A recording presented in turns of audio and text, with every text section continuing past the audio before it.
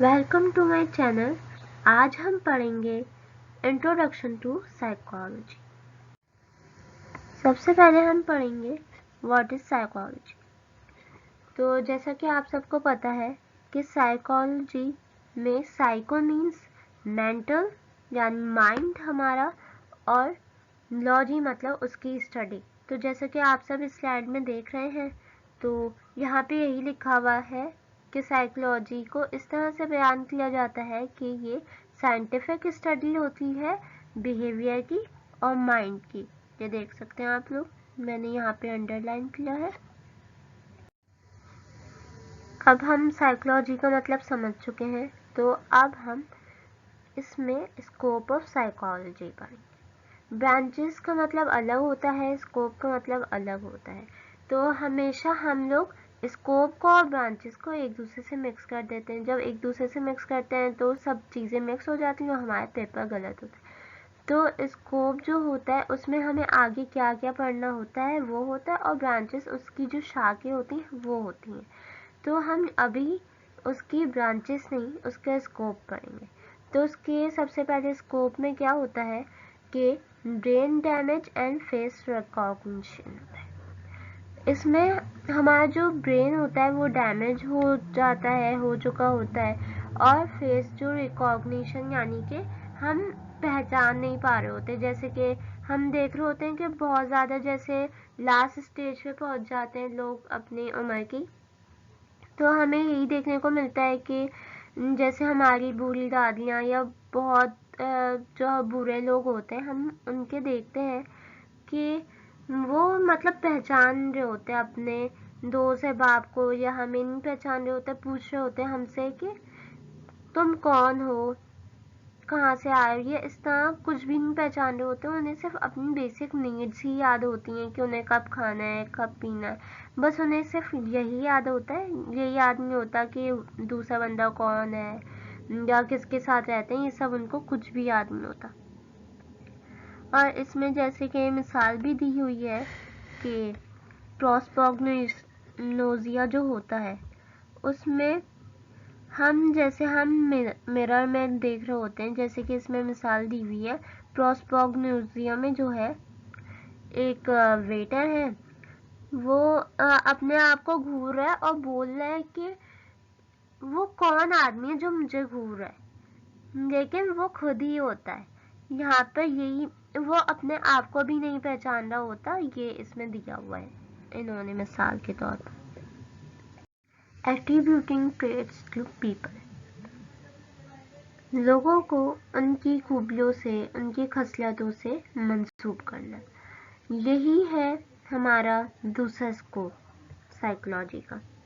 इसमें ये होता है कि लोग जो होते हैं उनको उनकी खूबियों से मंसूब कर रहे होते हैं, जैसा कि मैंने अभी आप लोगों को बताया है।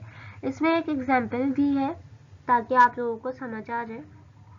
इसमें ये एग्जाम्पल है कि जैसे हम जाते हैं किसी हुजूम में जाते हैं, या फिर किसी मॉल वगैरह में जाते हैं, वहाँ पे हमारा जानने वाला भी आया हुआ होता है या दोस्त आया हुआ होता है, तो हमें देख रहा होता है, लेकिन वहाँ पे ज़रूरतमंद भी होता है कि वो अपनी ज़रूरत के लिए मांग रहा होता है। हम देना नहीं चाह रहे होते क्योंकि हम लिमिटेड ही सामान लाए होते हैं, लिमिटेड पैसे लाए होते हैं सामान के लिए।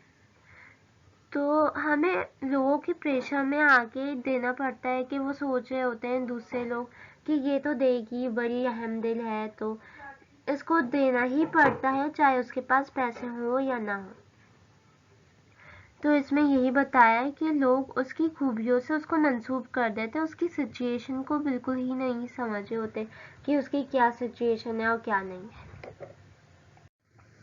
इसका थर्ड स्कोप है चाइल्डहुड एमेंशिया। इसमें यह होता है कि 1 साल से 3 साल तक के दौरान का जो हमारी एज का अरसा होता है उसमें हमें कुछ याद नहीं रहता। जैसे हमारी बचपन की जो भी बातें होती हैं, 4 साल से या 5 साल से लेकर आगे की जो बातें होती हैं वो सब हमें याद रहती हैं, लेकिन 1 साल से 3 साल तक की बातें हमें बिल्कुल भी याद नहीं रहती। इसको चाइल्डहुड एमेंशिया कहते हैं। ओबेसिटी, ओबेसिटी कहते हैं मोटापे को। तो इसमें यही होता है कि जो हमारा बिहेवियर होता है वो हमारी हेल्थ से मुताल्लिक होता है, यानी कि हमारी जो हेल्थ होगी ना हमारे बिहेवियर पे इम्पैक्ट डालती। जैसे हम फैटी होंगे तो मतलब हमारा बिहेवियर आहिस्ता आहिस्ता रहेगा, यानी जो भी हम बिहेवियर करेंगे इतना मतलब एक्टिव नहीं होगा। लेकिन हम फिट एंड फाइन होंगे तो फिर हमारा बिहेवियर में भी तब्दीली आएगी, हम बिल्कुल फिट एंड फाइन की तरह बिहेवियर करेंगे और फ़ौरन एक्टिव रहेंगे इस तरह से। तो इसमें यही होता है कि ओबेसिटी यानी मोटापा, जब मोटापा हो जाता है तो हम जब ज़्यादा खाने लगते हैं, फिज़िकल एक्टिविटी नहीं होती है हमारी, तो हमें हार्ट प्रॉब्लम्स भी होती हैं, डायबिटीज़ भी होती हैं। अब आप लोग सोच रहे होंगे कि ये ओबेसिटी का साइकोलॉजी से क्या ताल्लुक है। तो ओबेसिटी का साइकोलॉजी से ये ताल्लुक है कि ये बिहेवियर पे इम्पैक्ट डाल रहा होता है। जैसा कि मैंने अभी आपको बताया था कि ये हमारे बिहेवियर पे इम्पैक्ट डाल रहा होता है इस तरह से कि हम एक्टिव बिल्कुल नहीं होते और हमारी अटेंशन किसी चीज़ पे नहीं होती, हमारे खाने पीने पे अटेंशन होती है। तो इस तरह से ये हमारे बिहेवियर पे इम्पैक्ट डाल रहा होता है, ये अफेक्ट कर रहा होता है हमारे बिहेवियर को। इसका लास्ट स्कोप है effects of media violence on childrens aggression. अब आप लोगों को इससे समझ आ रहा होगा कि मीडिया वायलेंस पैदा कर रहा होता है, बच्चों के बिहेवियर में एग्रेशन पैदा कर रहा होता है। अब वो किस तरह से कर रहा होता है, जैसे मैं आपको डेली लाइफ से मिसाल दूंगी। बच्चे या फिर हम भी जो है वो मूवीज़ देख रहे होते हैं, बच्चे कार्टून मूवीज़ देख और हम भी होते हैं मूवीज़ देख रहे होते हैं। दोनों में क्या दिखाया जाता है, हीरो विलन से फाइट कर रहा है और फिर उसको आखिर में हराता है, एक्शन करने के बाद वो जीत जाता है। हर मूवी में इस तरह से होता है। तो जब बच्चे ये देखते हैं अच्छा ये हीरो का जो काम है वो विलन से जीतना है, विलन से एक्शन करके फिर वो जीतता है। अब यहाँ पे जो बच्चे हैं